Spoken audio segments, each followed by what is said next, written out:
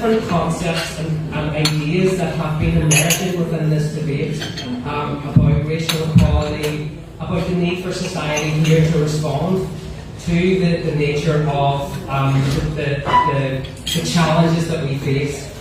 And the two concepts, perhaps, and I'm not going to give you definitions as such, I'm going to throw out some ideas that maybe then can become part of a conversation about these different concepts and ideas. And the ideas that I'm going to just briefly touch on are the ideas of allyship and also anti-racism. So first of all, to think about allyship, and these ideas that I've put forward are based on discussions that I've had with Lillian, with Beverly, with other members of the Northwest Migrants Forum over the years. And I suppose if we think of allyship as one of the powerful concepts that might develop partnership, we can think of allyship as being perhaps coming from the starting point of an individual re-evaluating their own often privileged position, and through that building solidarity and perhaps empathy with those whose experiences have been very different to their own, those maybe who have not had those privileges. And I think for all of us that can be a very important and powerful starting point in any conversation, but especially in this one. Allyship, I suppose, is a really important first step in that becoming of empathetic. In some ways, this can be a very individual process, but ultimately it brings about collective good and collective gain. Where people are trying to become allies, maybe they are reflecting on in order to educate themselves into the experiences of others. I often like to think of it as putting yourself into the shoes of other people. As an educator, I think one of the most powerful ways that people can do that is through reading, listening, and I mean listening, and then reflecting. I think sometimes there is a tendency here often to reflect on our own past, and that can sometimes be helpful, but also sometimes it can be insensitive, because what we are trying to consider are the experiences of people in 2021. And perhaps when we delve into our own past too often, that can detract from the pain that people may feel in 2021 today. People can become fantastic allies in simply building that empathy. Perhaps for people who maybe themselves feel a little bit uncomfortable, I think it's really important that we try and build, to use a term of the Northern Ireland Government, shared spaces for us to try and have those discussions. To have good allies, I suppose you have to have those spaces where people can feel confident and comfortable to ask those difficult questions. Sometimes people feel embarrassed to say, I don't know. And I think we need to try and create those conditions where people don't feel embarrassed to say, I don't know. I go back to a project that was really a wonderful project a few years ago by Northwest Migrants Forum called Shared Stories, Safe Spaces. And I think some of the young people who were involved in that project are here today. And during that project, some of the young people actually came to us, I say us, the adults, and they said, am I allowed to use the word black? Because some of us thought that would be offensive. That started a really powerful conversation about terminologies, and it allowed for perhaps those young people to develop their skills as allies. They were more empathetic, they were more understanding as that project went through. So I think that is maybe some reflections on the word, or the concept of allyship. The second concept that we sometimes hear is anti-racist. And that can mean something quite different actually from allyship. I was speaking to Lillian recently, and she used the term, you can be an ally, but not be anti-racist. And I thought that was actually quite an interesting way to start thinking about this concept. A famous way of looking at this concept is that it's not enough to simply be not racist. the opposite of racist is not racist. The opposite of racist, perhaps, is anti-racist.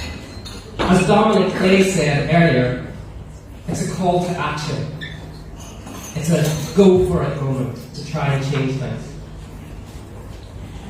Perhaps we might think about how people can take a more proactive role, a more active role in their actions, calling out racism when they see it in their day-to-day positions. I was speaking to Raquel earlier today, and we were talking about how different personalities might mean that someone may not have the personality to be the first in line at a protest, but they may have a position as an educator, as a writer, that offers this anti-racist perspective. Being anti-racist can be about educating others. So you may have gone through that process of allyship, but you can then use that knowledge beyond yourself, as it were, and actually talk to other people about what you find. And finally, of course, in terms of this concept of anti-racism, we also need to be thinking about the different types of racism. So, might we be challenging individual racism, where we are calling out another individual's process or practice? Might it be interpersonal racism, where we are challenging public expressions of racism when we see it in public places? And most importantly, for those of us working in public service, or those of us in public office, like politicians, it might be institutional racism, which is about the structural forces in an organisation or in our wider society. We all have a role to play in being active in this. We all have a role to play in using our own positions in society, whatever those might be, and we all have a role to play in making our society better. Thank you.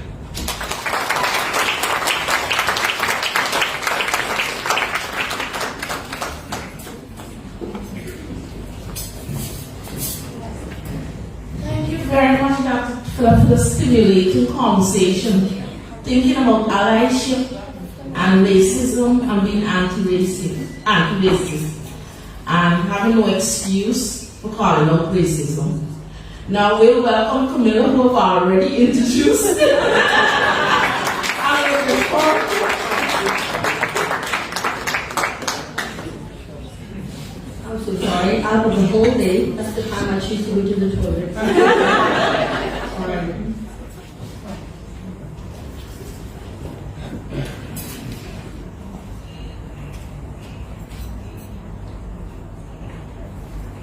So, thanks everyone for having me. My name is Camilla. I am originally from Mauritius, an African island in the Indian Ocean. Now, my country is known for all of its culture, the multicultural society that we live in. And whenever you Google it up, these are the pictures that you will see. When you Google Northern Ireland up, these are the pictures that you will see. But what else is Northern Ireland known as? Northern Ireland has been dubbed by the media as the race-hate capital of Europe and attracted international criticism after 100 Roma families were forced to flee their homes following racist attacks. Now, I could start by telling you the definition of what hate crime is, but that's going to take a whole day because it's not going to cover all of our experiences, most certainly not mine. There's different types of hate crime, but for today, I'm touching it. There's different types of hate crime. I think it's important for us to talk about race hate crime. That's what I'm going to concentrate on today. Why do we need to be talking about that? Black people are prosecuted 3 times more than white people in the UK. Black university graduates are twice as likely to be in low-paying jobs than other graduates in the UK. 35.7% of ethnic minorities are more likely to live in poverty. These are the reasons why I have chosen to talk about race hate crime today. Now, all of these things don't start in a continuum. It's ongoing, it's mounting. There's a reason why it leads to that. When you look at the pyramid of hate, it illustrates the prevalence of bias, hate, and oppression in our society. society. It is organized in an skeleton level of attitudes and behavior that grow in complexity from the bottom to the top. Like a pyramid, the upper levels are supported by the lower level. We are not going to see the genocide of all black people. Well, we have seen it, but you're very unlikely to see it now. It's the everyday racism that we don't consider. I look at this as mosquito bites. Each and every time there's a comment that's made about me or people like me, this is what it looks like. But if I get up on stage and I tell you how angry I am, you're going to see this as an outburst. But you're not going to see how many times I've been bitten over the years that has led to this. And this is where it starts, at the bottom of the pyramid, until we get to that. And this is very important whenever we consider in terms of Belfast Multicultural Association, how it started. We did not get to the arson attack straight away. It was mounting. There was ongoing incidents over a year, over 5 years actually, before it got to the fire. Whenever that happened, it wasn't surprising. It was shocking for a lot of people. It was shocking for us too, but it wasn't surprising. We knew there was something that was going to come to that. All the indications were there. We told people that it was going to happen. Is that when we are going to wake up and actually do something when someone's going to die? Is that what it's going to take for people to actually wake up and do the work that's needed? Is that what's going to take for you all, for any of you who are in authority, who are in places where I am not, to be my voice? I could give you the details as well, but none of that is going to be significant because there is a lot of underreporting whenever it comes to hate crime. I know I have only ever reported one, and I've been in Northern Ireland for 13 years, and I've only ever reported one in the first few months of being in Northern Ireland, and I never did after that, because nothing ever happened. This is what a lot of people like me would tell you, nothing ever happened. What is the point of me calling the police and telling them that somebody has name-called me on the street? What is the point of me telling people that I've been stoned on the street? What is it going to change? Is somebody actually going to do something about it? There's a lot of reasons why people don't. Some of the comments that we have received is that I did not think the police could or would do anything. I didn't think I would feel comfortable talking to the police about it. There's so many incidents like that which are underreported. And today, it's one of the terms that probably a lot of you have not come back with. Afrophobia is a means of identifying prejudice directed at a particular group which dehumanizes the group and denies their humanity, their dignity and personhood. And it's very important for us to know this term and to know how there is targeted bias, targeted discrimination and harassment when it comes to black people. Why? Because you're going to get things like that if you do not pay attention to it. You're going to get the media referring to it as African appearance. But there's 56 countries in Africa. It is not a country, it is a continent. But when you describe anybody, I'm from an African island, Lillian is from an African, we do not look alike at all. But when you refer to it as such, you're getting into the danger of that pyramid. That's going to mount up. This is how the hate starts. There has been a lot of work done in Northern Ireland. There has been a report, there has been a review of the hate crime legislation because we are behind in how we're doing it. It is not fit for purpose. Yes, there's a lot of reports and recommendations that's written, and there's 34 recommendations in this review that Judge Marion has looked at. But what is the point of all of these reviews and recommendations if we're still going to be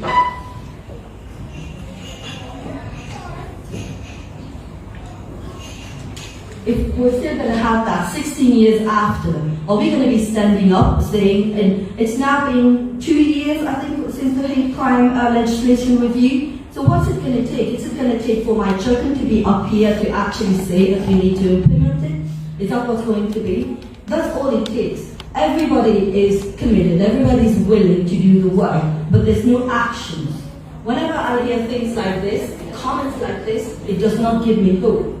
A.C.C. Hamilton admitted that there was work, but he thought that it would be okay to say that he doesn't believe that it's better here. No, he actually believes that it's better here than anywhere else in the world. So that's meant to give me comfort. Is it meant to give me comfort that Naomi Long has asked for time? Time is not something that I have. As a mother, it is not something that I am afforded. And I want to read a quick extract of a speech that I've done before. As mothers, we are living in especially troublesome time, sandwiched between COVID-19 and racism. We are trapped in double bind of racism. As mothers, grief is embedded in our being. My family have experienced racism from the outside world or disrespect from men within our orbit. As a mother, I do not have the time to spare. I have always chosen to survive. I can disassociate so skillfully that the untrained eye has no idea that my stoic expression and firm tone stand in for the overwhelming fears that I have. I have lived in fears when my children stopped being so cute to becoming so scary. I have lived in fear when I was attacked with children so young they were still in nappies. I have lived in fear when my 3-year-old son wanted to wash his skin off to become whiter. I have lived in fear when my daughter's hair was pulled so hard that chunks came out of it. I have lived in fear when the school stood by when my sons were being harassed and persecuted. I lived in constant fear that my sons are repeatedly attacked. I am terrified every time my children leave their home. I live in the state of hyper-awareness, a persistent fear that the smallest interaction can trigger a sequence of events leaving my children unsafe. This is my reality, and the reality of many like me. We live in a country that upholds human rights, yet, time and time again, we are failing to ensure it is for all. Hundreds and hundreds of years of systemic racism, violence, and injustice should not be the history upon which this country is built. And this is why we need accountability. We need to be holding our politicians, our leaders, everyone to account for the job that they say they will do and that they are not doing. And we need to be brave enough to have those uncomfortable conversations that Philip was referring to. You need to start with yourself, start with your own circle, be brave. These things are not comfortable, but commit to pushing past the point of comfort. Commit to taking effective and impactful action to change this, even if this action is messy, or risk the loss of your own privilege or powerful status. Because it's going to take all of us to change everything. To rapidly, radically reshape our society, we're going to need every solution and every solver, every mind and every bit of heart and every set of hands. So commit to doing the work yourself wherever you are. Thank you.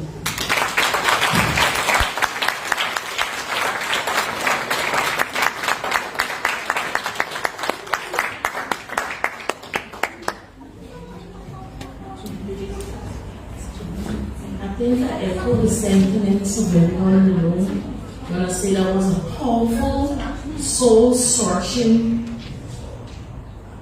representation. That's all I can see right now. It's what many black parents go through, the fear of letting your children out that door. I'll introduce the next speaker now. Our next speaker is Patrick Corrigan, LLM. Patrick is the head of Nations and Regions for Amnesty International UK and its Northern Ireland Program Director. He is a founder and board member of the Human Rights Consortium and a founder and former board member of the Refugee Action Group. Patrick was recently awarded the most prestigious award at the first ever Advancing Racial Equality Awards in Northern Ireland for his outstanding contribution in anti-racism work. Please welcome Patrick Corrigan.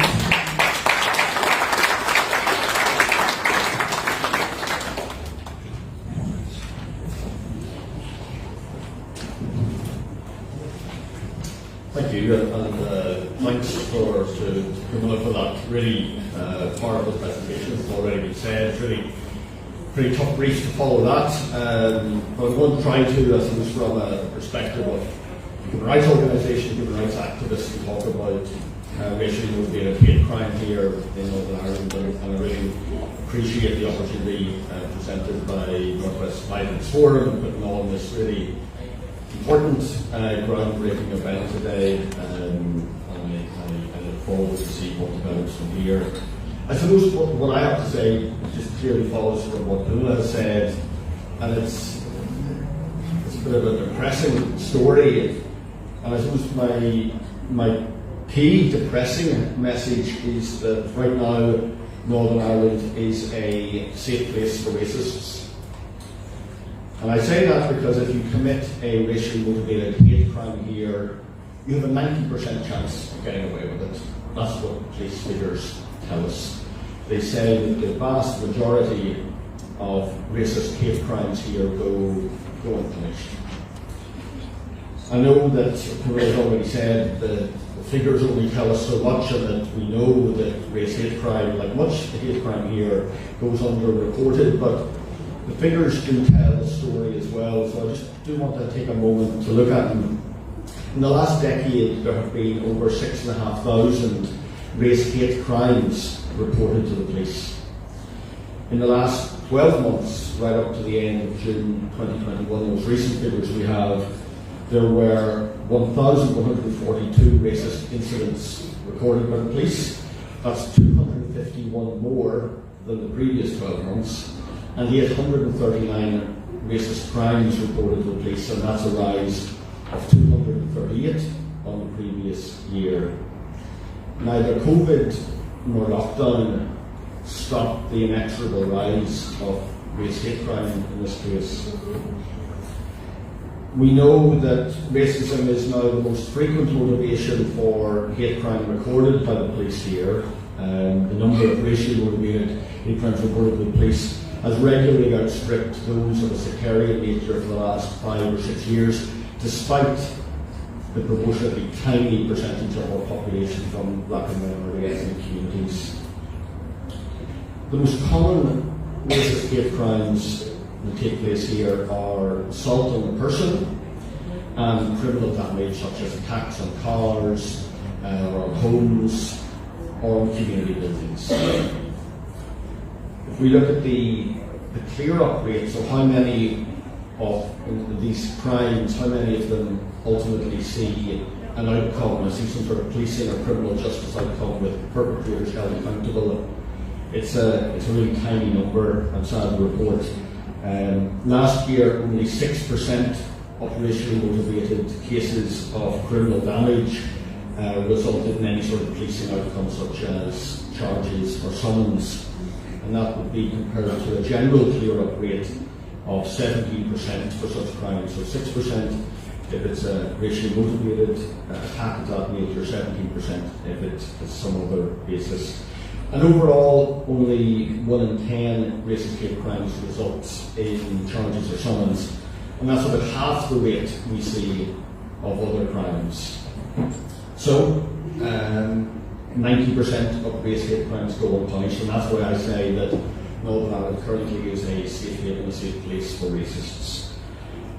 At this point, I think we also have to acknowledge one of the reasons behind this, and that is the involvement of paramilitaries here. They're sort of gone unspoken today so far, but I think if you say it, if you see it, you have to say it, you have to call it out. And I think that while, we saw this in Ray's presentation, the map of Northern Ireland, racism and race hate crime is to be found all over Northern Ireland.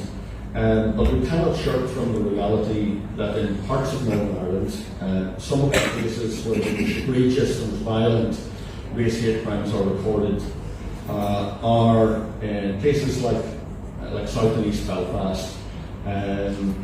Loyalist paramilitaries are clearly involved. There's no means saying it. The police have acknowledged this themselves, and you can see that.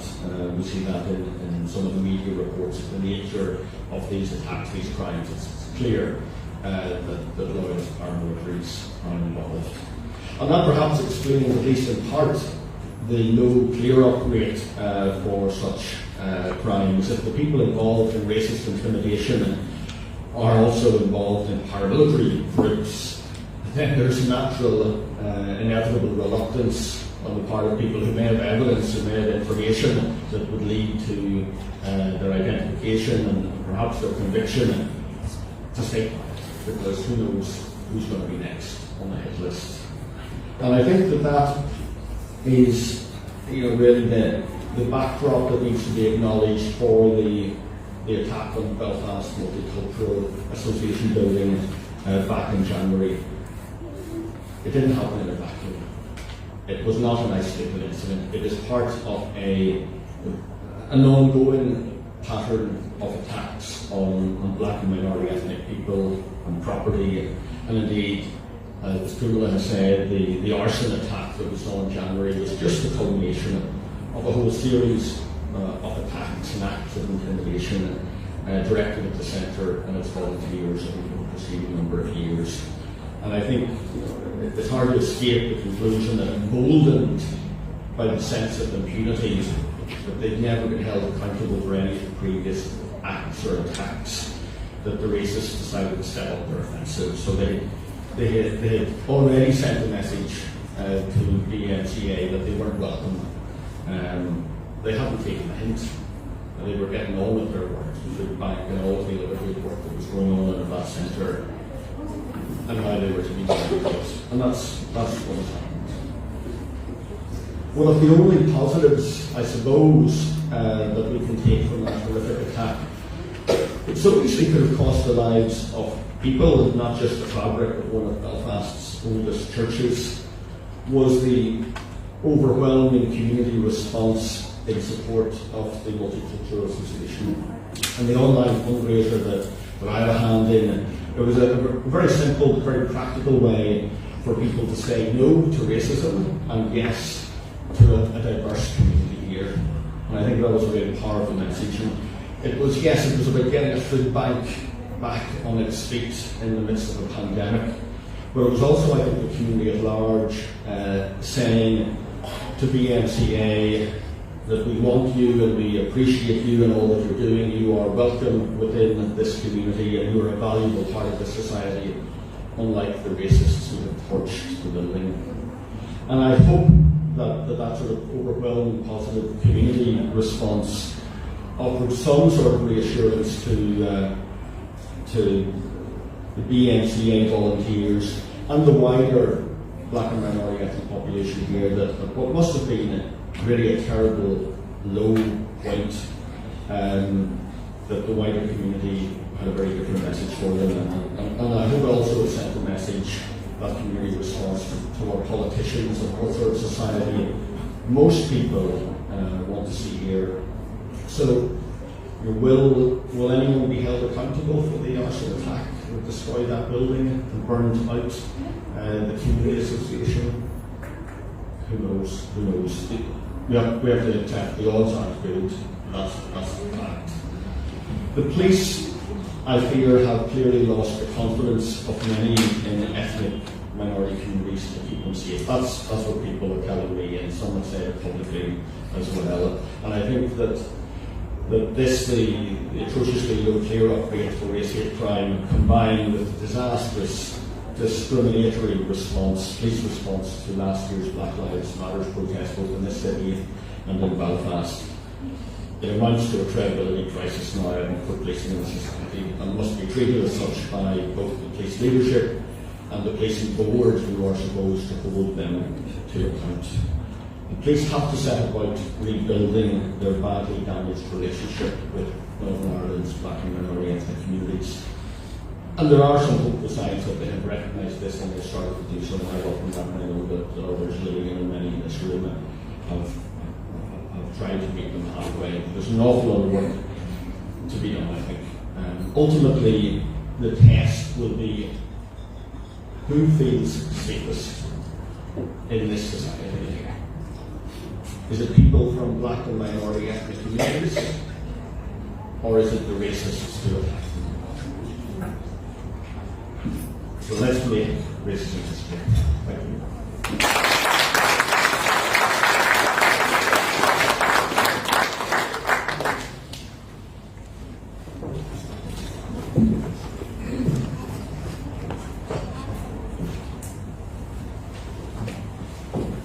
Thank you, Patrick, for that interesting and stimulating conversation. It's alarming to learn that racists can feel safe in Northern Ireland. It's really alarming and gives us things to ponder on. Do we want to live here as Black people? Can the community do more? Can the police do more? Can the politicians do more? What are they doing? Our next speaker is no stranger.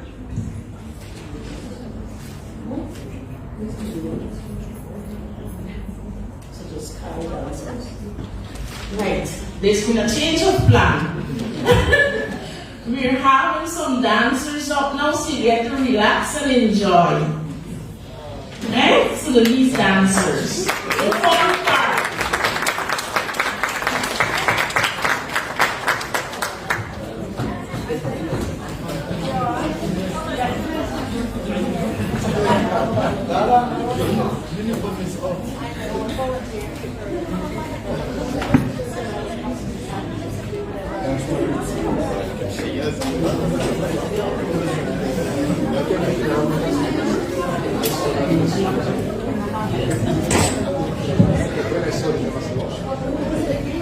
So just going to get ready, just whilst they're getting all prepared, I'm going to be using the stage. Please give them a round of applause as they come onto stage and do what they do best. Thank you.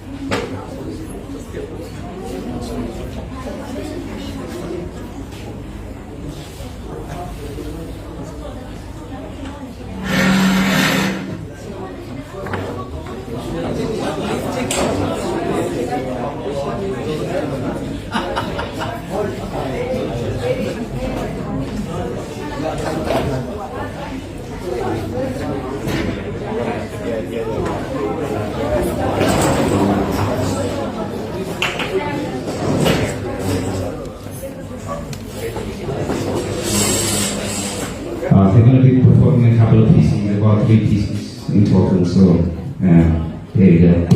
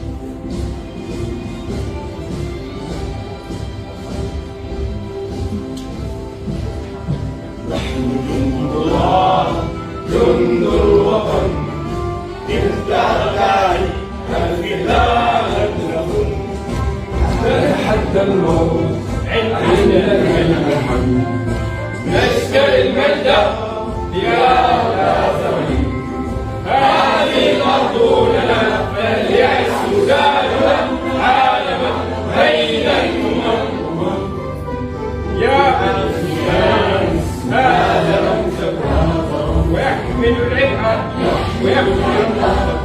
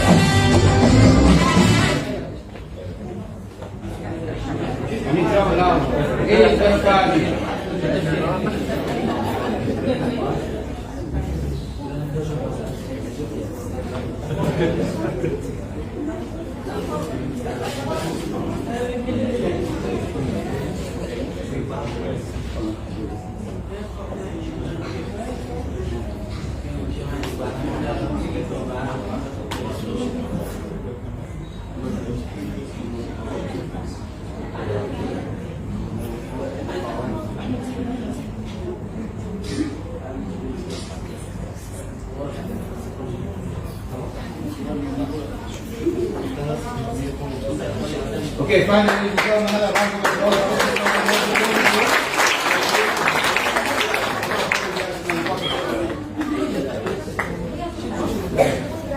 ورقة هي بتعدي ونظراتها فيها تحدي أنا صار عندي شعر قوية جميلة لكن قوية بسيطة هي تغنية تعصمي هي حدية سودانية يا ناس الله عليها توبة لا عليها والحمل في ايديها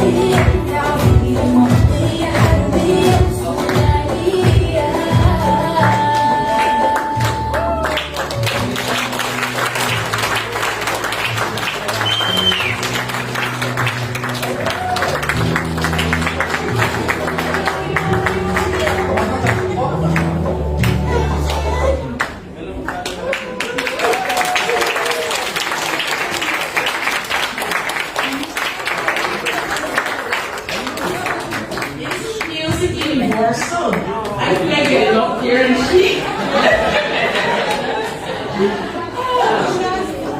Black is beautiful. different cultures, different skin tone, music universal.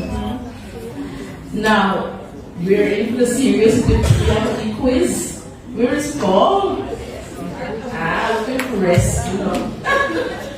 Paul will give us a wee quiz on what happened today and what you've learned about the God.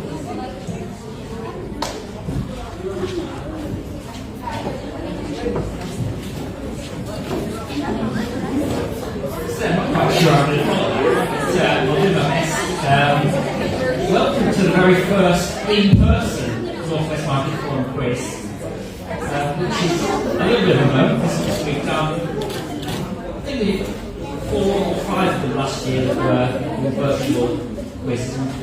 Well, kindly kind of helped actually co-host some of them. So the first one we're actually flying solo.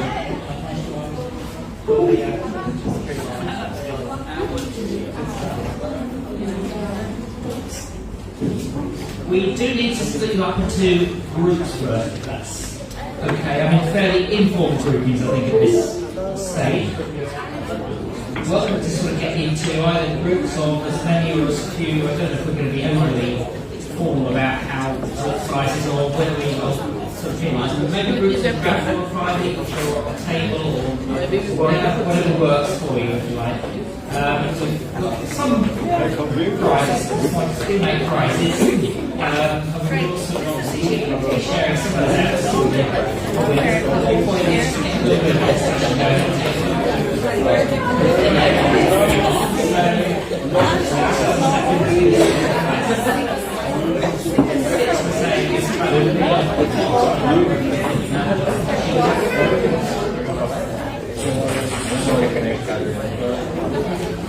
You need to be in groups of 6. 6 if we can do it. If you can, please. Every table should have 6 people. And this table is cheap. And there are 1 or 2 people in the room who've seen the questions already, so you might not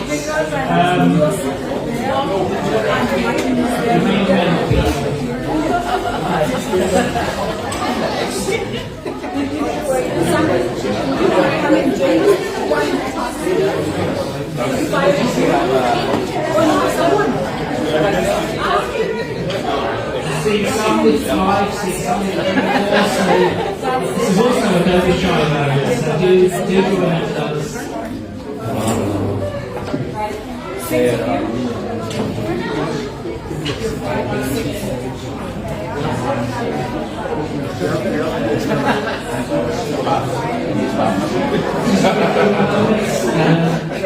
We're getting everybody notepads as well, just so you don't have any questions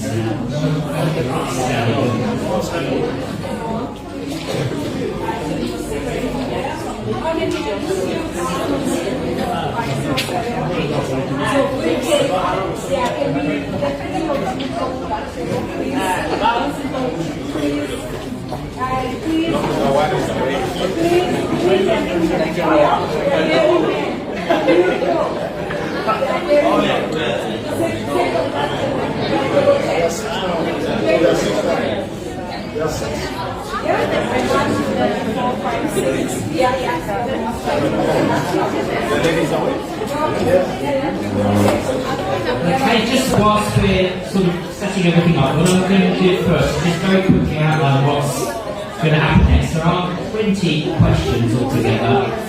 We were going to sort of do 1 or 2 rounds, but we'll kind of bundle all 20 together. But there are actually 24 points up for grabs. So a few questions that will work more than one, or that have more than one answer to them, and so you may potentially be able to pick up more than one point for some of those. So 24 is the magic number you're aiming for. 20 questions. So we'll just give it in a moment or two, just check everybody's got paper in front of them, or they're in nicely organised groups of 6 or 6-ish, depending on how it works. So are you ready to go, Steve? Room. Everybody's there.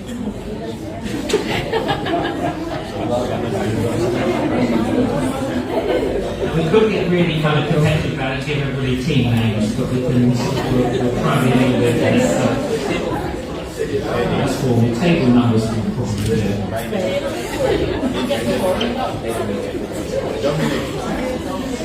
As I was saying, so the questions have got a broad theme around the whole sort of area of Black History and Black History Month. Some have a local connection, some have a broader connection than that, but others will also do. I may touch on themes that have been addressed at the points during today, so a little bit of a mixed bag.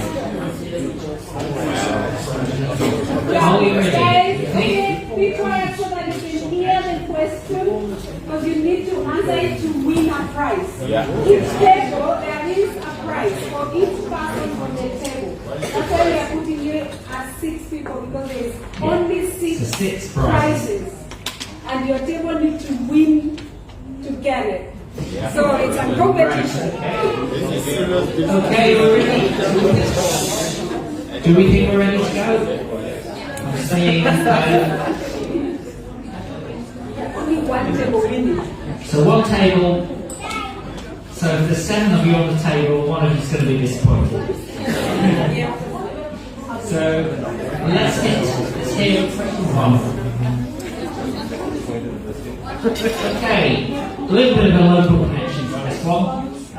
The hymn Amazing Grace, which probably most of you heard, will have come across at some point, was written by John Newton, who, and it was said to reflect his personal journey from being a slave trader, quite an unpleasant one actually, to becoming an abolitionist. And which town in County Donegal is particularly associated and said to have inspired that song? So we're looking for a town in County Donegal.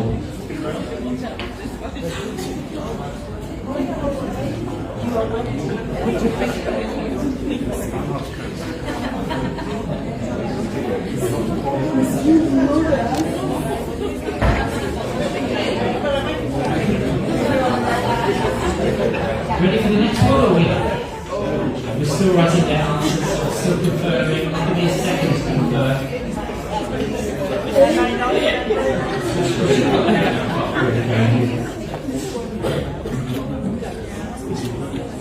Okay, I'm going to move on to the next one. This one is one of our multi-point questions, so you've actually got 4 points up for grabs this time. So the colours red, black, green and yellow. We've talked about the Pan-African flag at various points during today, but those colours commonly used to depict Black History Month. Point if you could tell us what each of them symbolises.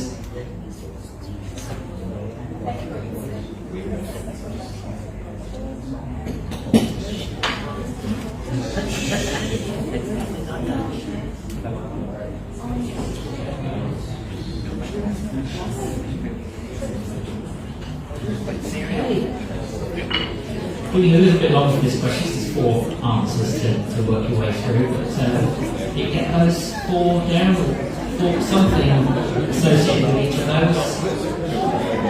Okay, we will move to the next one. Again, leads on from some of the discussions we've had with earlier. According to the latest Hate Motivation Statistics Bulletin from the PSNI, what was the percentage increase in racially motivated hate crimes in Northern Ireland between July last year and June this year? And you've got a choice of 4 options there, 3.6%. We can safely say that the instances went up between last year and this year, but by how much? Do they go up by 3.6%, 13.6%, 39.6%, or 73.6%? So we know they went up, but by how much?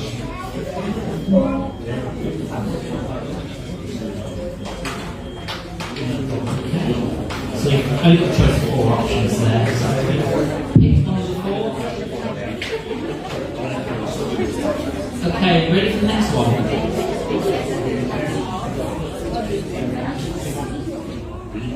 Next question.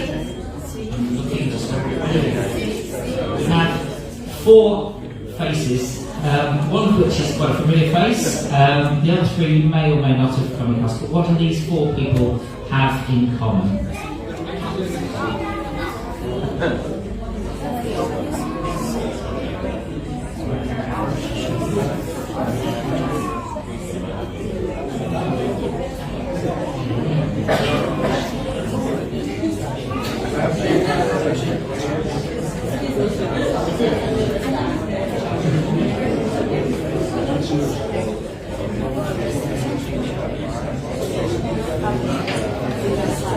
Okay, do we need another moment or two, or we will go to question 5?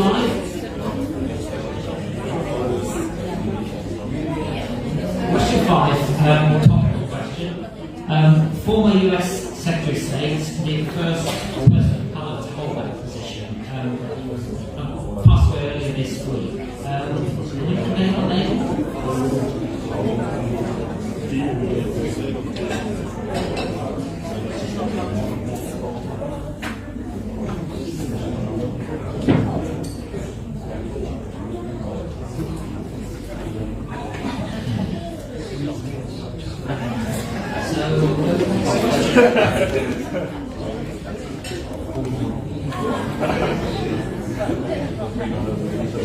Question 6.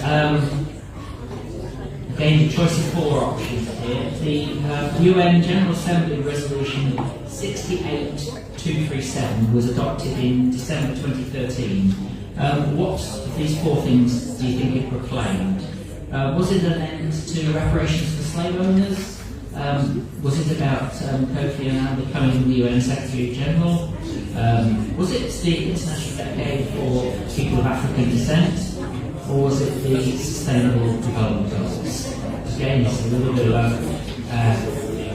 question of following some of these things.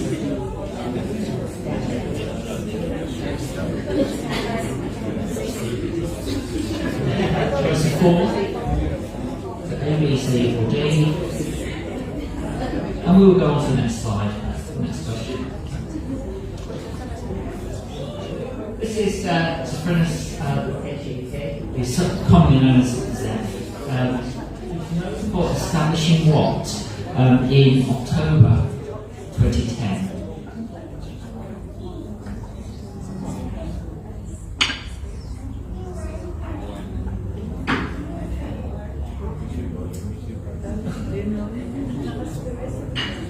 So there's a clue in the question that I might be giving too much away by saying that.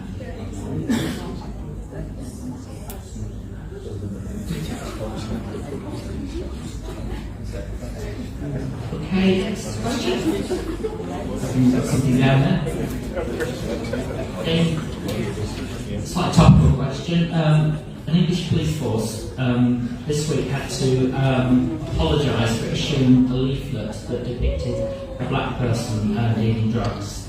It was one of these 4 forces, either in Somerset, Cumbria, the Metropolitan Police, or West Mercia.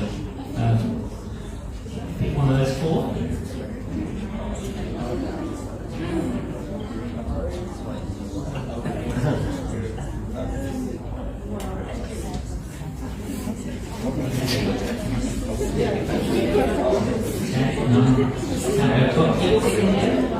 And we'll go to the next one. Okay, she's born in Zambia. She lives in Warwick. She's a rapper, singer, poet, grime, and a hip hop artist. And she was the winner of the 2020 RTE Choice Music Prize. Who is she?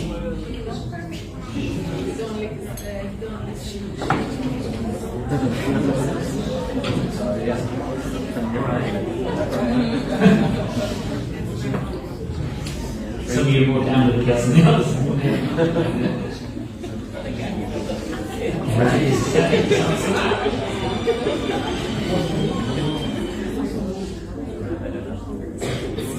Okay, question 10, halfway point.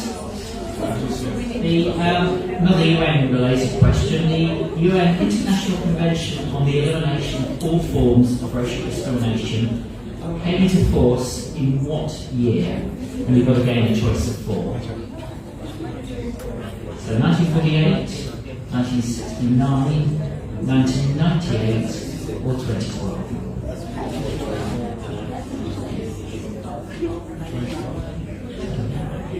A, B, C, or D again. And the next one actually relates to that question slightly.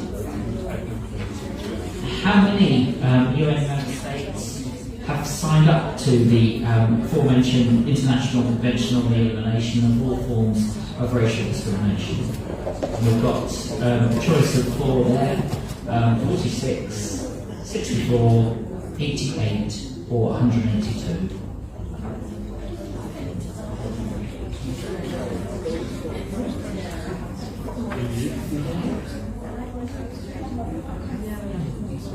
Choice of 4. Are we ready for the next one? Here we are. This statue, unveiled a couple of weeks ago, depicts Betty Campbell, and it's unveiled in Cardiff, in the Central Square of Cardiff City Centre. What was she renowned for?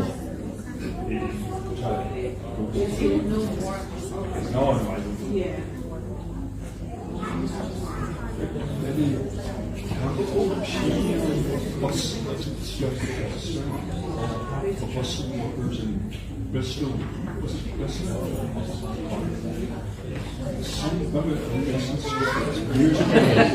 15 more seconds.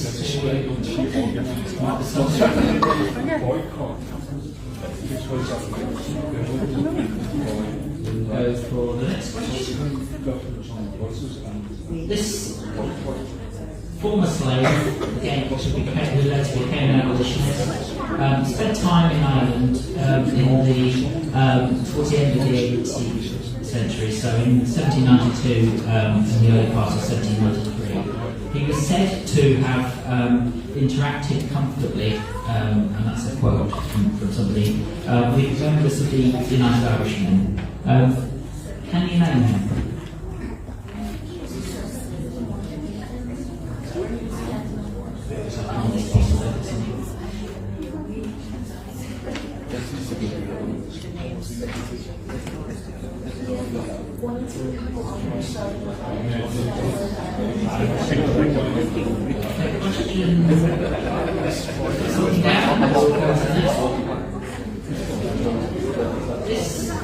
Two people, current and former members of Parliament for which constituency in North London?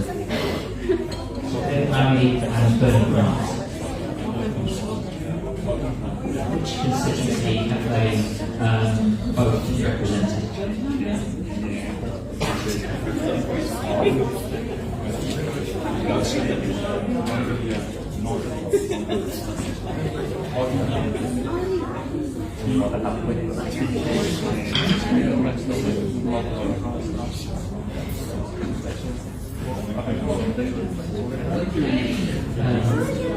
Hopefully got something out for that one. So one more question. Next one.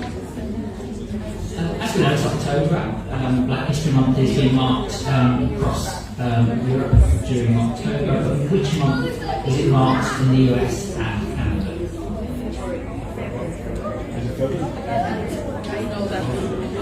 That's the only question.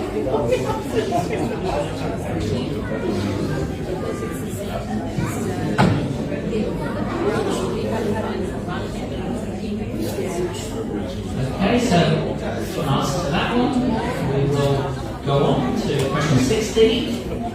And this one comes to a little bit of a health warning because the keywords here are the most recently published census data. As we know, that there should be some new census data coming out next year based on the census taken earlier this year. But based on the most recent data, black people make up roughly what percentage of the population at the moment?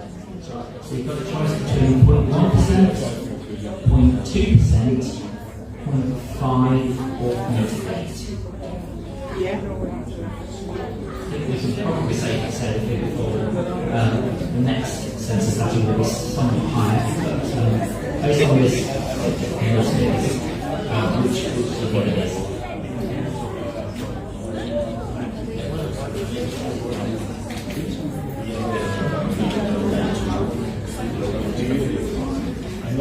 The choice of 4, and I'm going to move on as conscious of time. So, on a related theme, having looked at the census in the north, the last census in the Republic was in 2016. What proportion of the overall population do you think? Similar question, what proportion of the overall population does Black people make up in the Republic? We've got a choice this time, 2.8%, 0.8%, 1.4, 2.6, or 4.8. So we've got four options again. So we're on the home straight now.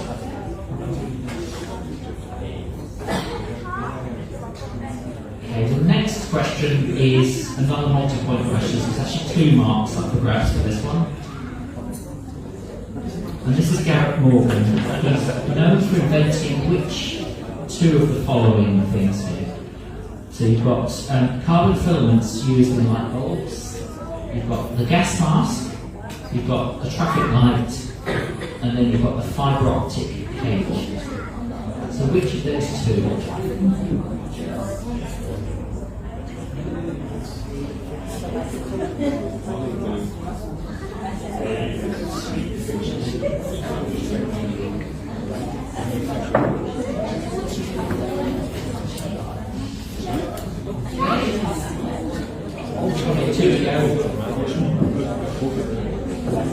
Okay, ask 2 questions.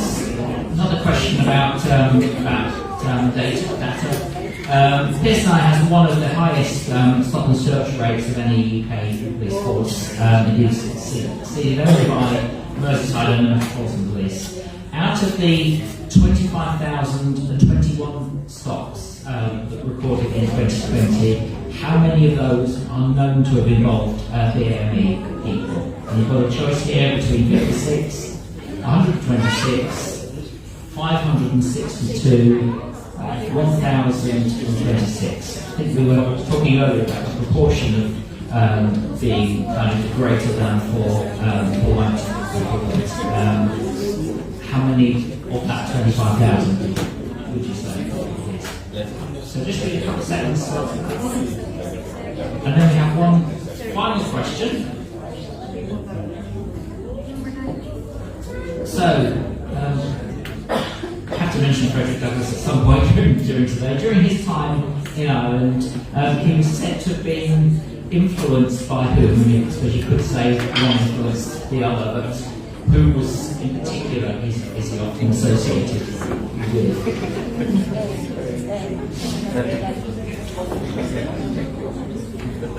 Seconds, you've got a choice of 4 with Level, Tone, Daniel O'Connell, James Connolly, or Emmett Red.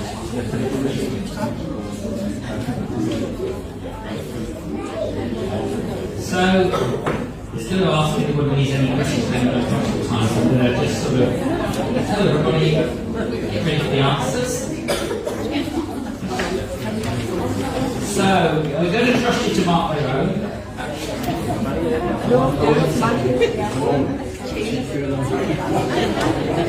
Hold on, we are getting people to mark it. Apparently only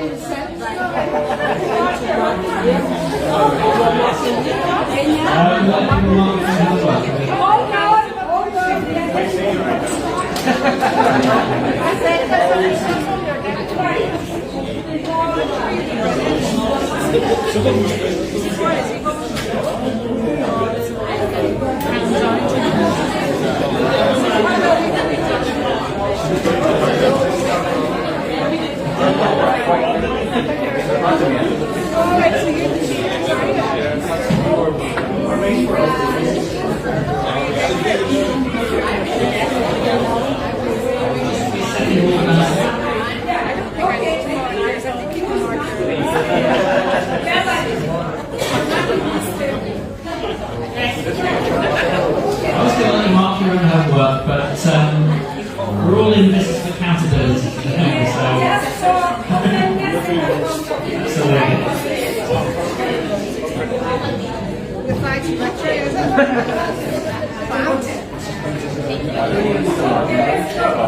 Okay, let's go with these questions. So, question 1.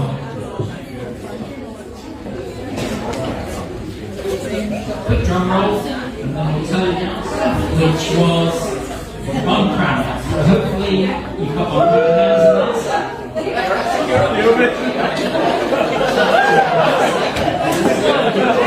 So, 1 mark on the board. If you get Lots of audience, put it in the show and we might sort of let you know about.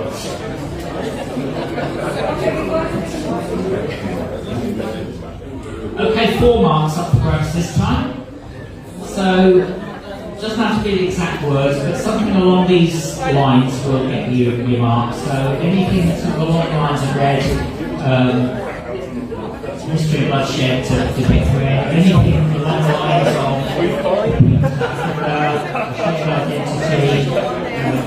or similar will get you a point for black. Green, nature, motherland, fertility, etc. And then finally yellow, sun, prosperity, the riches of Africa, or anything along those lines will get you marks. So, you all got 4 marks, they reckon, or we'll just find out how they're going to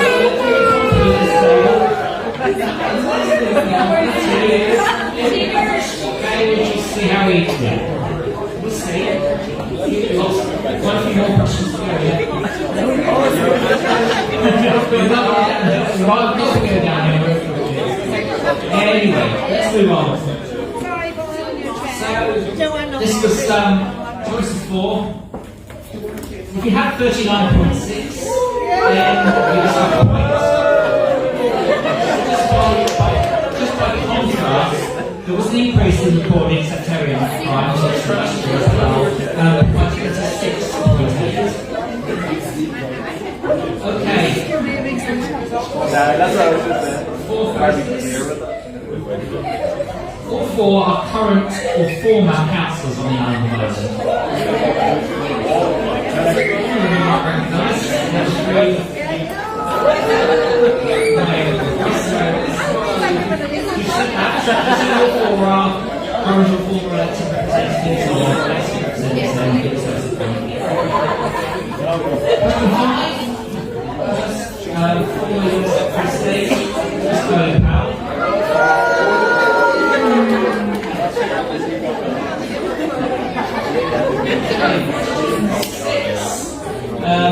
Resolution 68237. Bit of a clue on the slide in imagery, but it was the International Decade for People Power to Dissent. So, test of whether you were paying attention earlier.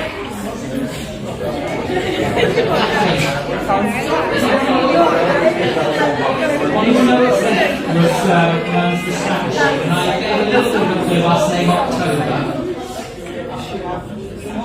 It was actually founded by Christian Montagne in Ireland. It's basically what we actually started the court in 2016. Okay, question 8.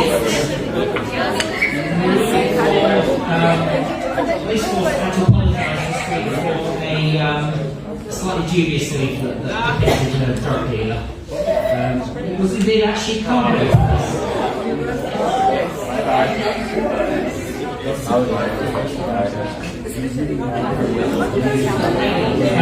looking for a singer, a rapper, poet, writer, and hip hop artist. Basically,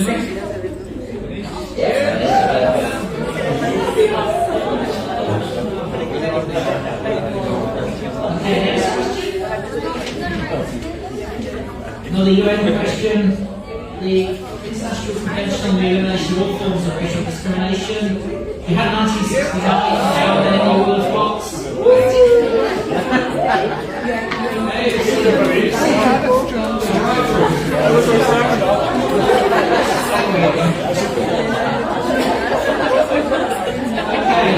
so you had 1969, we'll give you then give yourself a point. Not a bad note. 11. Relate to this one. How many states have signed up to it? The correct answer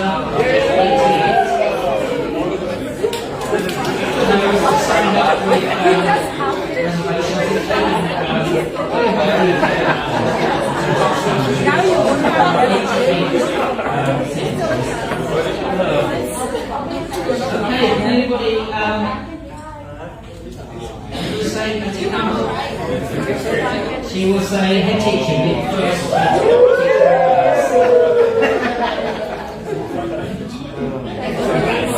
Okay, next one. Let's see how that's going to be on this one.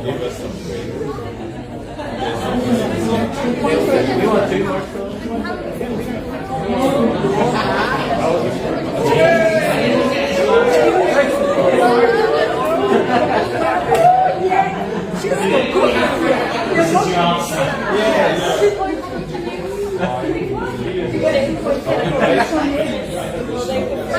That might be a tiebreaker. Comes down to operations.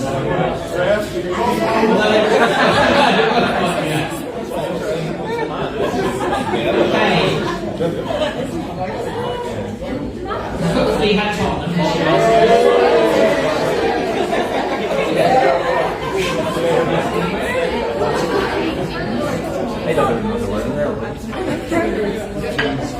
Okay, let's hook most of you on this one.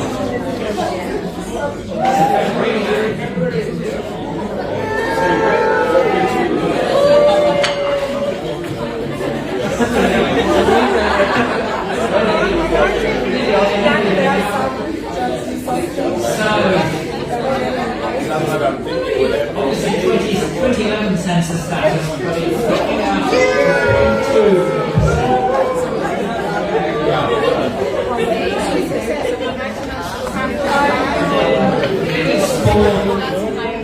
The 26 was 1.4.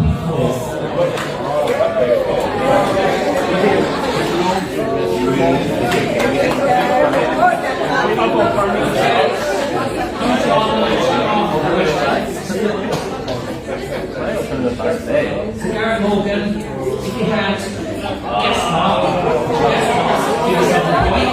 And if you had give yourself another point.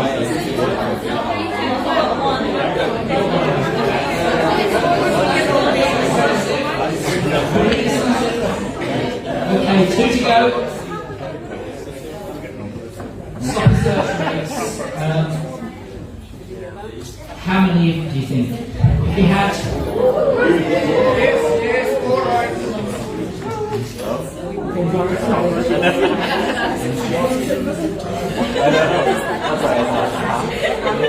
and then final question.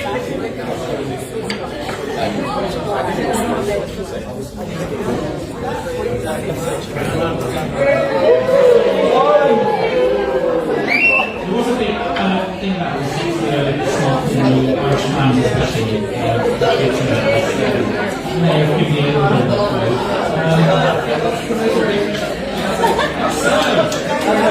let's see how it was. So, you get all 24.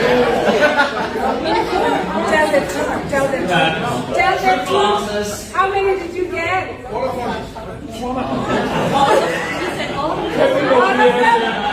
Do we need to check? Let me check that. Who's scooping on the table?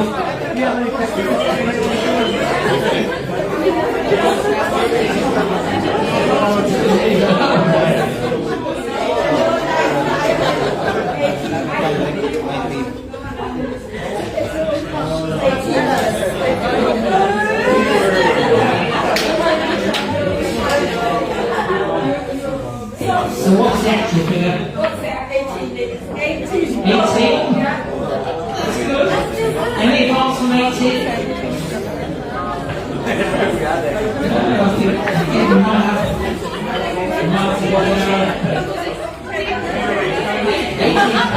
So what is it?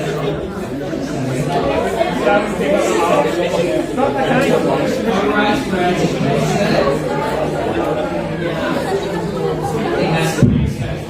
actually both pretty respectable set of scores, I should say. Thank you, really well done. Hopefully that was a bit well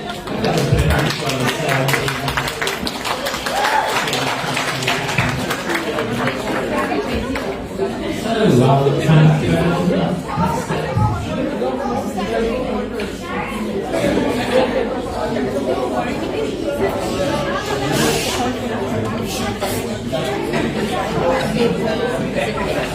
Hope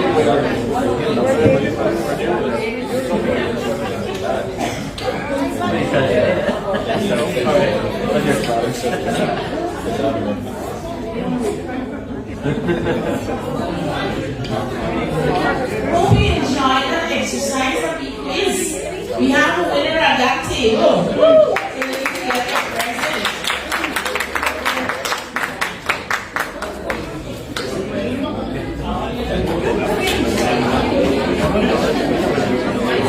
Oh, you'll get your present at the end. That's what I'm told.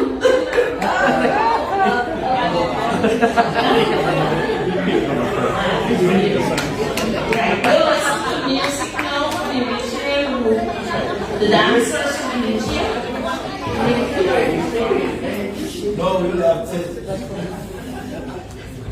Carol, make sure you get your present before you go.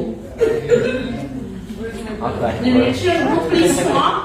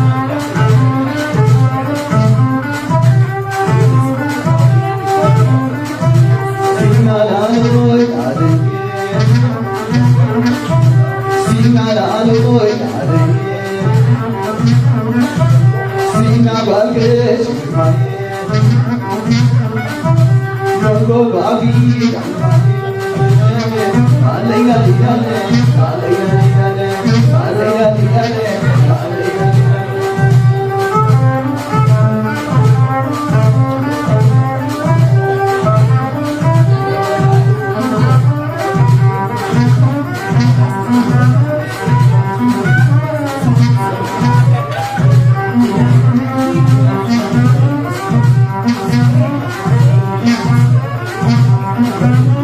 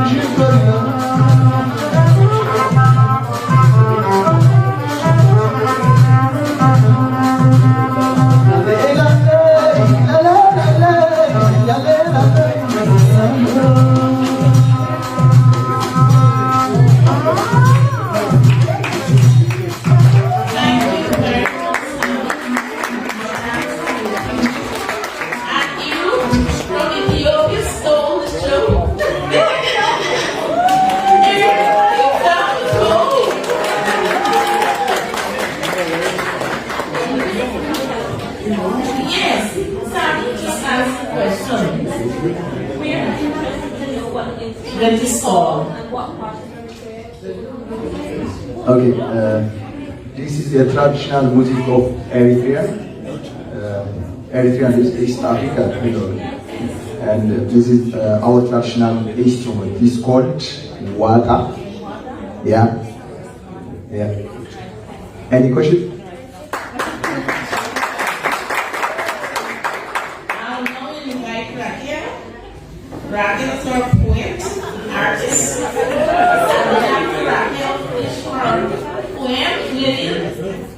Lillian will do closing remarks after Raquel before more music.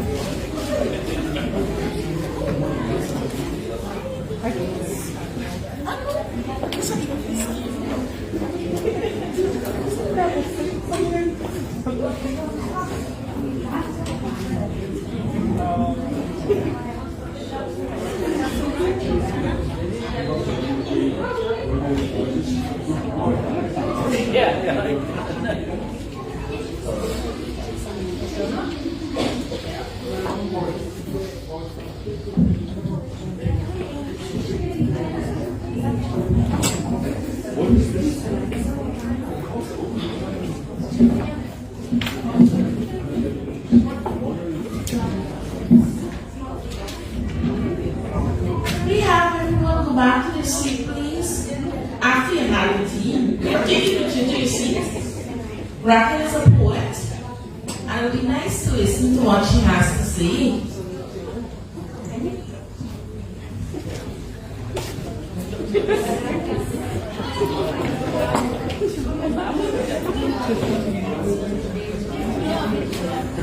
Okay, hello everybody, and I have to say thank you very much for the invitation to be here, Lillian and the Northwest Migrant Forum team. Great to put some names to faces, some faces to names, after all the contacts we've been having. And it has been a fantastic event, Lillian, you should be proud, and all of the team, you should be proud. There's been so much learning done here today, so much fun as well, which is great to have the combination of both. Okay, so the first piece that I want to share with you came out of the murder of George Nichenko. And this one is called 5 o'clock in the morning. Can we have everyone take your seats, please? We'll go back to the teas after. Promise there'll be enough.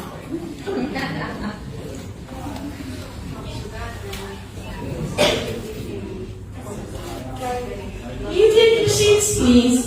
We love the tea and the coffee, but please let's respect that lovely girl there. Okay, great. 5 o'clock in the morning.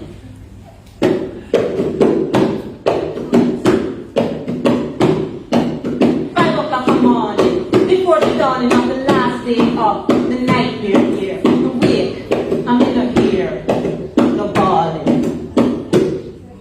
She wake bawling to the first morning of the sleepless nightmare, reliving the 5 gunshots and the lifeless body. George!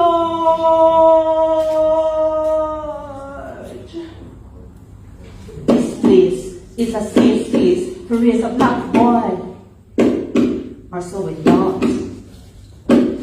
Now reliving the new reality. Black boys get killed here too. Black boys get killed here too. Parenting Black Boy Manual sent back for editing. Revised edition needed. Revised edition needed.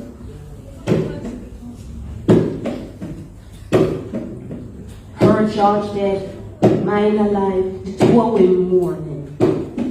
But hers, more real. Thank you.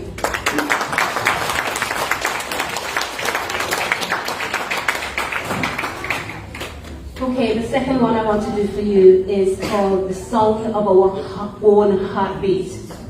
This one was written, was commissioned for the Links and Legacy 400 project that was commemorating 400 years since the start of the transatlantic slave trade as an economic pursuit. This took place in 2019. I think I'm going to need some water. Can somebody bring me some over, please? And it draws on the African principle of Ubuntu. Now, lots of people will know already what Ubuntu is and what it means, but the concept and principle of Ubuntu is this acknowledgement that we need each other, that I need you and you need me. And a lot of what we've been talking about today, thank you, will only really ever be solved when we respect and understand Ubuntu.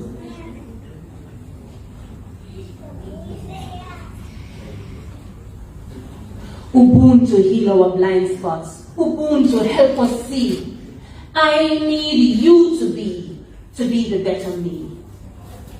Cataracted by fragility and demanding gentility, we distract ourselves while our cat-o'-nines, wielded by our buccaneers, bite flesh from the oppressed. Today, high street fashion. Yesterday, cotton. Today, mobile phones. Yesterday, trains to the coast. Each bite, blood staining our humanity with indulgences. Ubuntu, heal our blind spot. Ubuntu, help us see. I need you to be the better me. Distanced by transatlantic luxurious lifestyle, we drown out the screams of those tossed to the shark. Yesterday, great whites attracted by the stench of blood and disease on the slave ships. Today, traffickers in human traffickers in human traveling rings. Yesterday, slave breeders masking men and forcing them to mate their mother. Today, loan sharks intimidating victims into forced labor. And we screen them, we drown out the sound of our own heartbeat.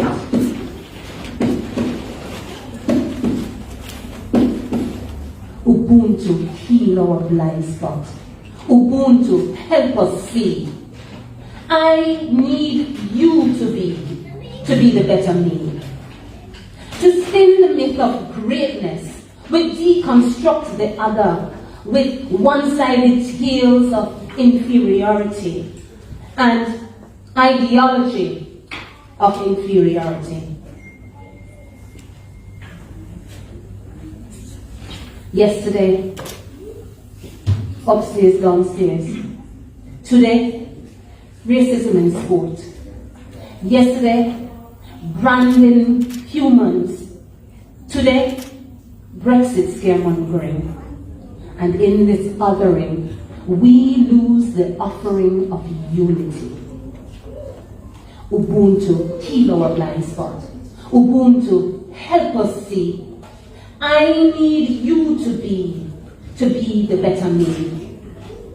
Here in soft border hinterland, we carry the memory and the potential of interface. From Ola Uda Equiano's welcome to Syrian refugee provision. From United Irishmen to cross-community workshops. And as we dare to lead the mainland and the Republic alike, we resurrect hope for harmony and neural pathways for peace. Ubuntu, heal our blind spots.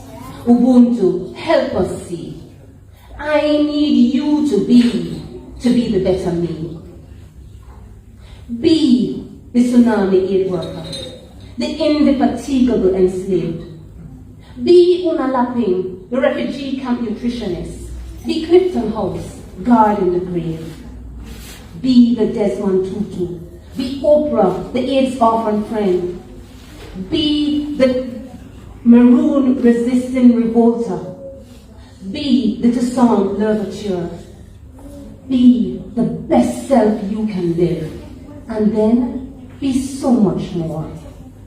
Ubuntu, heal our blind spots. Ubuntu, help us see. I need you to be the better me. Thank you.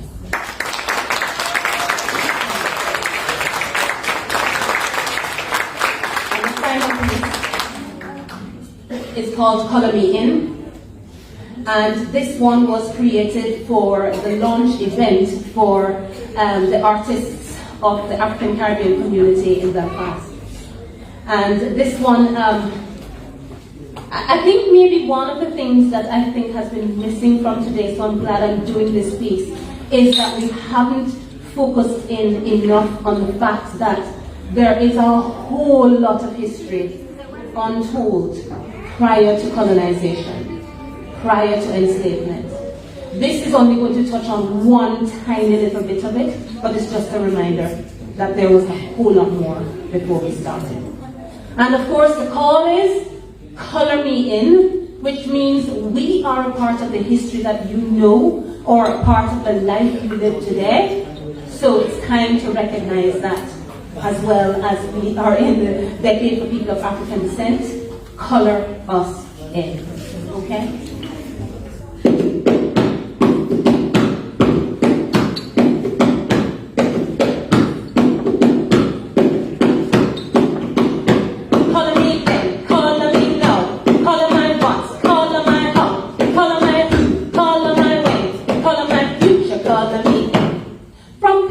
Sketches and measures, Pharaoh's face and hairdressers, architects and makeup artists have risen. The charcoal of my fingertips in the blueprint of modernity, in the sands of time, footprints of Nefertiti. So color me then, color me now, color my what, color my how, color my who, color my when, color my future, color me. Ancient Egypt's library lent the Greeks philosophy, astronomy's cradle made of African bone. Pythagoras' pilgrimage for his 23-year tutelage was to universities carved of Egyptian stone. So color me then, color me now, color my what, color my how, color my who, color my when, color my future, color me. When I trudged despondently, shackles and ropes berating me, poems and songs drowned the screams of the chart.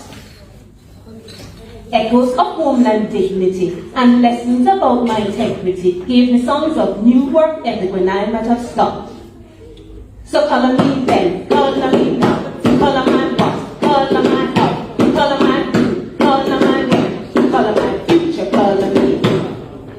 Imhotep's explorations into disease mutations, sped Hippocrates and Ockler's medical progress. Martin Luther King's dreamings, Haile Selassie's revealings, chlorophyll for the world to make human rights a success.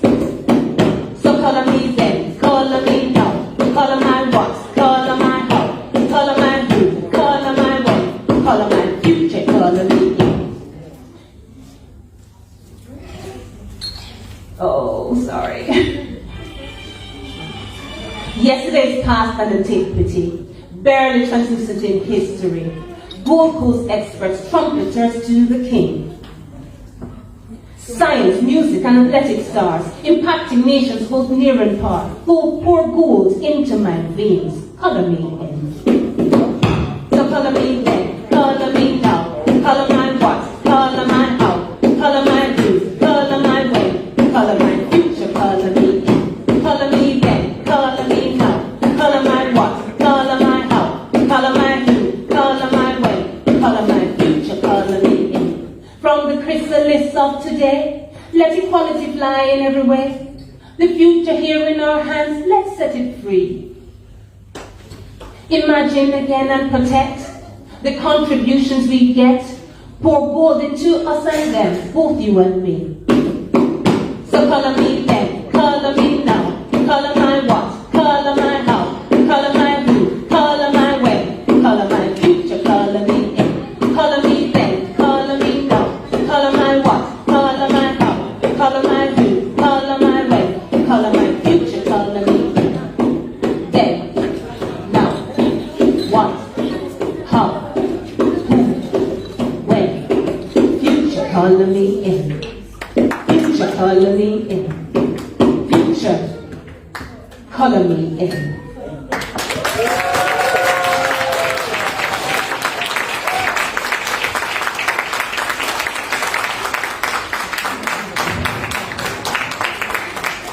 Our Black heritage is so rich and diverse. There's a poet reminding us of our pharaohs of the past who were black, our architects and our pyramids, of our known mathematicians and our physicians that brought the Moors from the Arab lands to the European to share the knowledge. The poet reminded us of that. In her lovely song, I hope that poem is available because I definitely want history to call me in.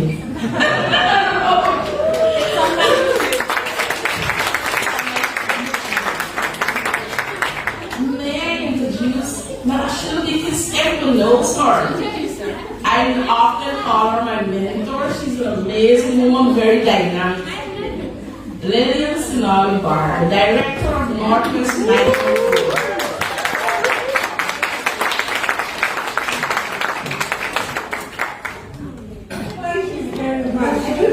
There's anything left to say. It's been a fabulous day today.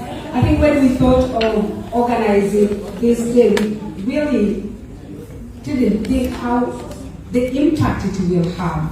For us, it was a normal day that we want to highlight and raise awareness on racism, on hate crime, but more importantly, of the history and the connections that we have as a people and as a country. But today has actually proven to be more than that. It is about reflection, it is about thanking the contributions that people have made. It is about seeing the allies becoming anti-racist. And it is about standing together so that we can actually achieve something good and beautiful. So I'm not going to repeat everything that has been said today. I think we've had a very heavy morning. I have learned so much myself. I was moved by every single speaker today, particularly Dr. Livingston. I work with Livingston every day and we talk about these things every day, but I saw that passion, I saw that belief, and I saw everything that we have been fighting for coming to life today through him. And I was just so moved by his presentation today. And I think it's really important to reflect. It's really important to take stock of what we have achieved, take stock of what we are yet to achieve, because it will give us an opportunity to appreciate where we are going and also appreciate where we have come from. So I want to give a few thanks so that we can enjoy the last part of the music. It's been a long day, so there are so many people to thank.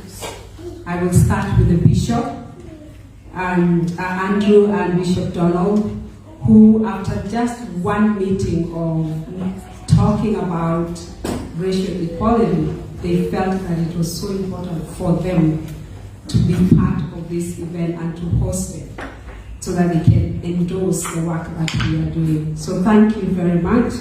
I also want to thank the elected representative that came here today from the minister. I am so proud.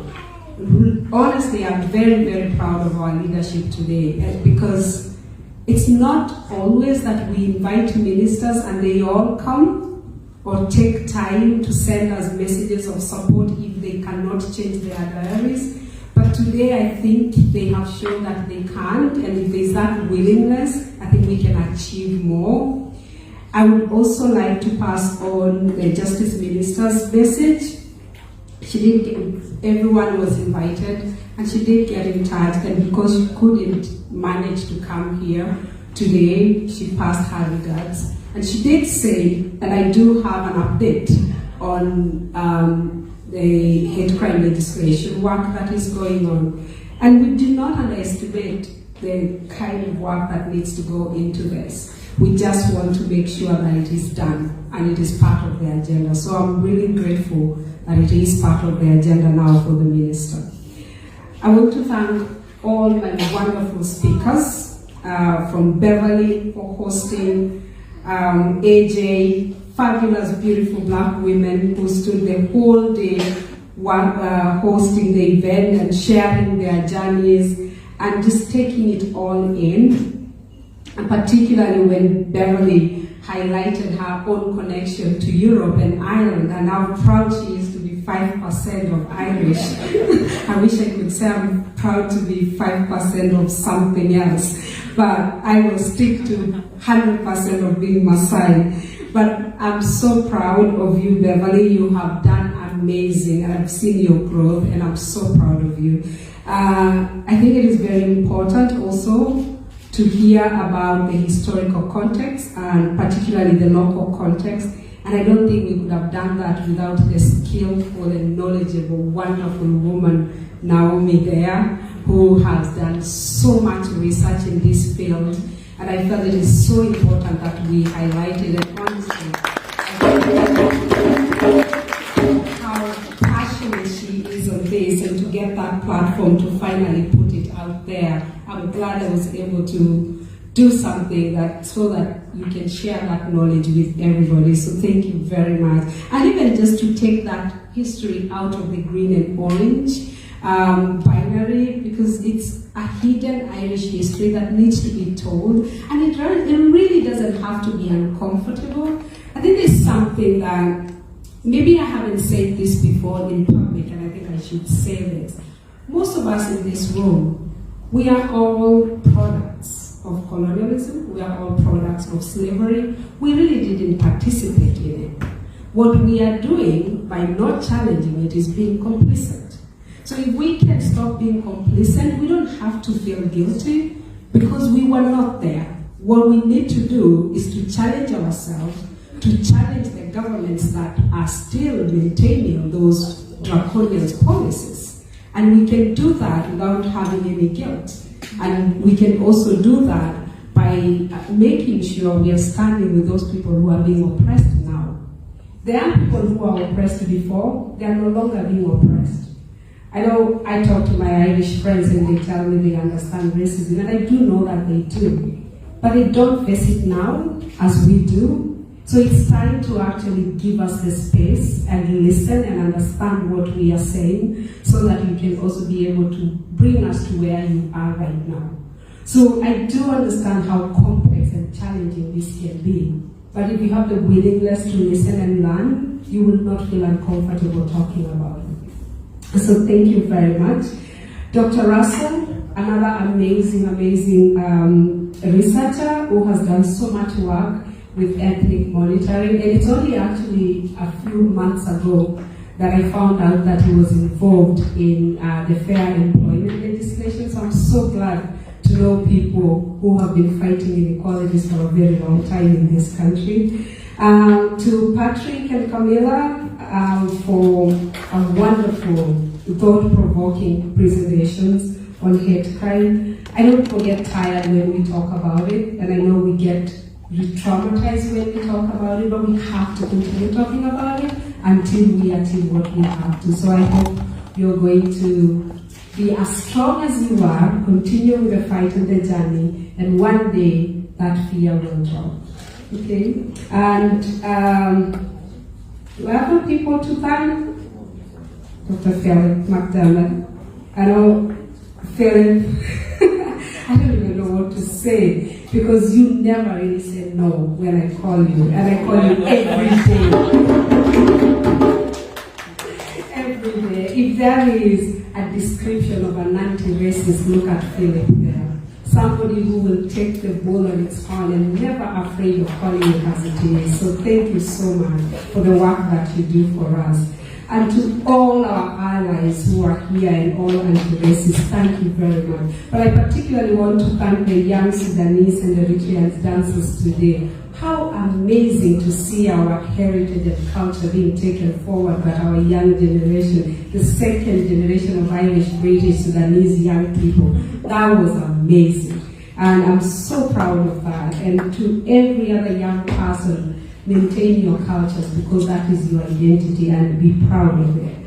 I want to also, this is my last part, so I can sit down. I really want to thank the local councils who marked Black History Month this year by illuminating their buildings. It kicked off with Delhi City and Strabane District Council and Causeway Coast and Glens. They marked it on the 1st of October to the 3rd of October, 3 days, illuminating their buildings for us. Ama City, Bambridge, and Craigavon on the 3rd of October, Pomana and Omar, Mid-Ulster, North Down, Newry, Mon and Down District, who will light up today, and Belfast City Council, who will also light up today. Antrim and Newton Abbey Council will light up their council building on 25th October. This is the first ever in Northern Ireland. So this is a new history we are creating in this country. So we should all be very proud of ourselves to mark the beginning of rewriting our own history in this country. So I hope today educated you, today inspired you, and today challenged you, because there's still a lot of work to be done. It's not the end, it is just the beginning of the journey that we want to ensure that we complete in a hurry. So thank you very much, everybody. It's now time to enjoy the music, but I also want to acknowledge my staff who did not sleep again until 1 a.m. doing this work. They always put a show for us. Thank you, girls. For a wonderful volunteer. Some of you may have seen that lady there collecting stuff on the table wearing black. You may have seen her in uniform. She's actually a senior sergeant police officer in Derry, and she's here today on a voluntary basis to support us.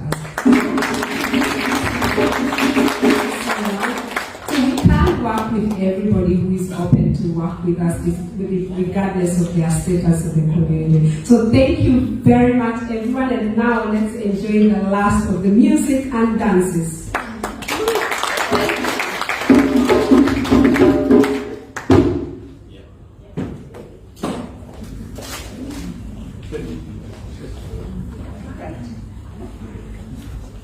Is it good afternoon or good evening? Good afternoon, everyone. In my culture, we believe that music is for everybody. So there's not going to be Donna alone. It's going to be Donna and yourselves, you wonderful people. Before I say anything, I would like to teach you when I say Banange, which means fellow you good people. You just say, hey, Banange, hey, Banange, hey. That's not loud enough, guys. Banange, hey, Banange, hey. You know where I come from?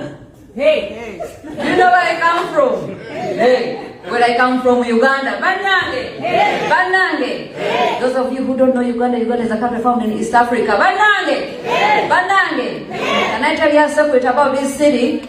Yes. I studied here for 6 years. Guys, this is a very special city for me and I'm so honored to be here with you. Banange! Banange!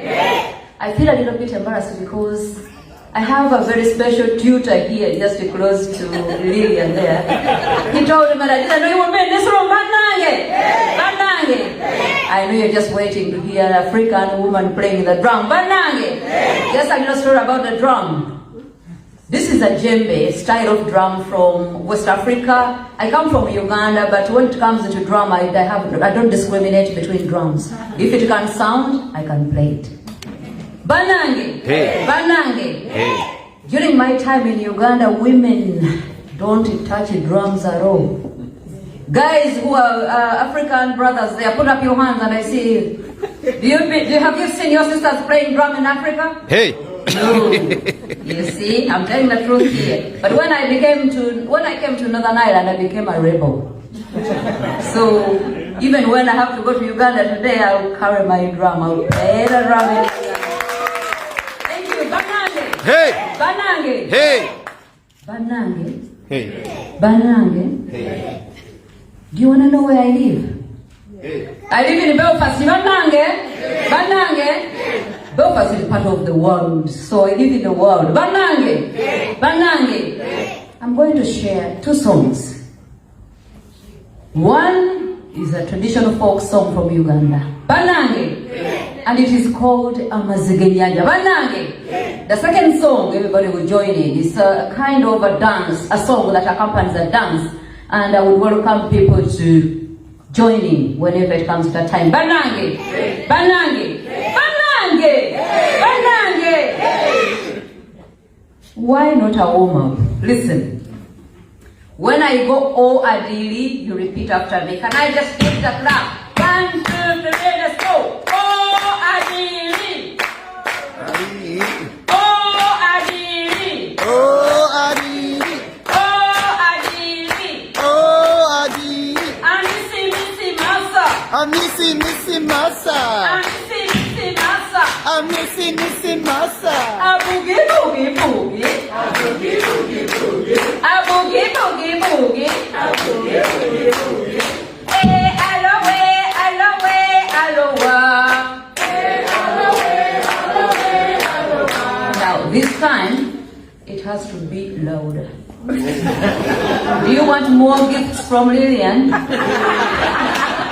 Louder. Okay, one more time and then we do more serious business.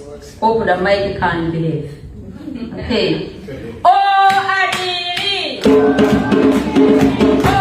Adili! Amisi Masa. Amisi Masa. Aboogie boogie boogie. Aboogie boogie boogie.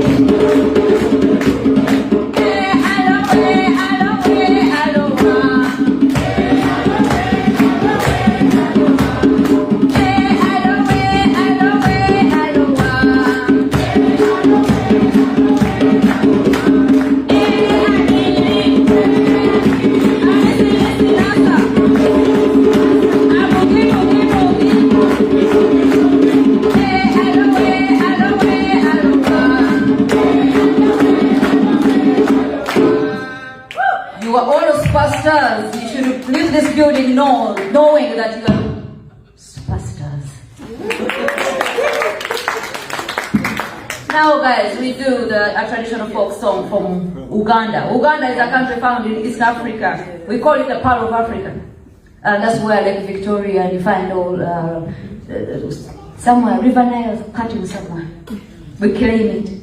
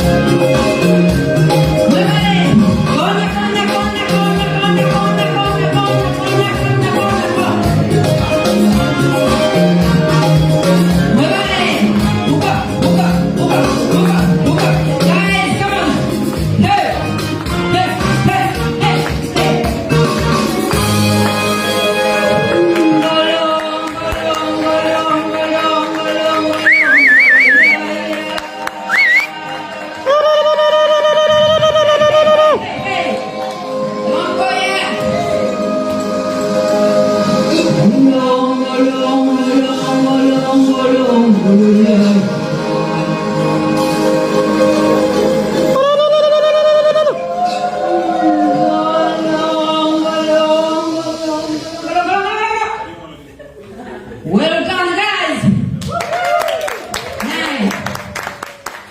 One more. This one is a very simple song. It doesn't have so much lyrics. It's just a song to accompany a dance from northern Uganda. Now, we need more volunteers. Come on. If you don't want to dance, please give us some clapping. We love that. Okay? More dancing spots over there. Can we get some amazing dancers to join the floor? Please. Okay. Thank you, brother. You know, I'll tell you something about my brother here. You don't want me to talk things. I'm not going to talk. I'm not saying that we're getting married. I'm joking. Okay, I know Dawn for about 15 years. That's enough. Okay, you ready? Are you ready? Banange. Banange. Banange. Banange. Hey! Hey! Hey! Hey! Okay. I'll give you the chorus. You just sing aye, aye. What? Aye, aye. Mm-hmm. Sema. You actually sound like angels. You sound really good. Aye, aye. Aye, aye. So, wait for the lead. I love technology.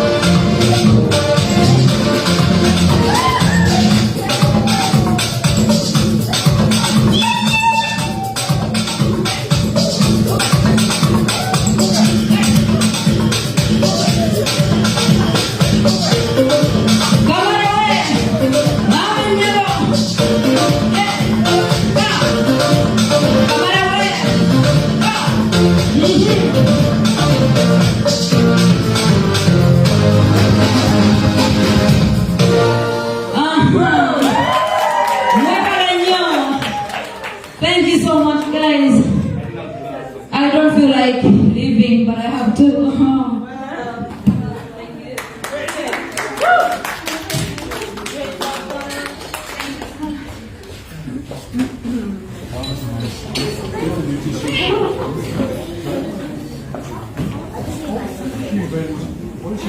Thank you, John. I think I'm going to quit my day job.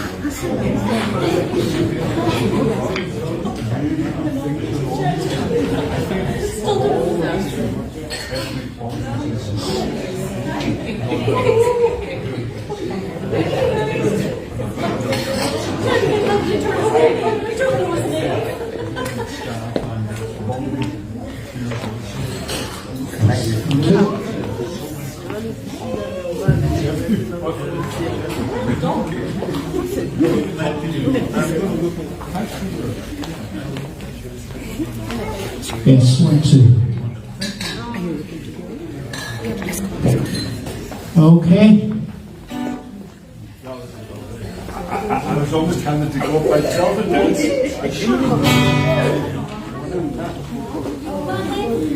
That was lovely.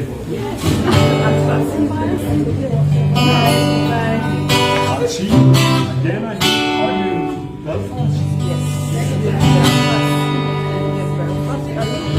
No, I'm in Belfast. That's where I live actually. Okay. I'm going to be the last one. And I'm just going to play for the seats. And about 4 or 5 people left.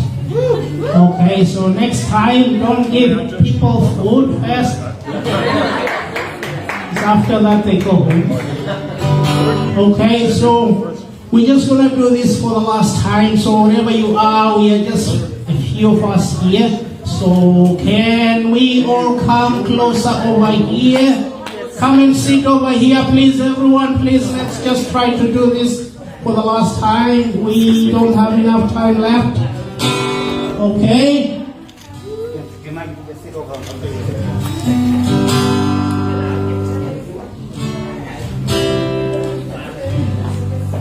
So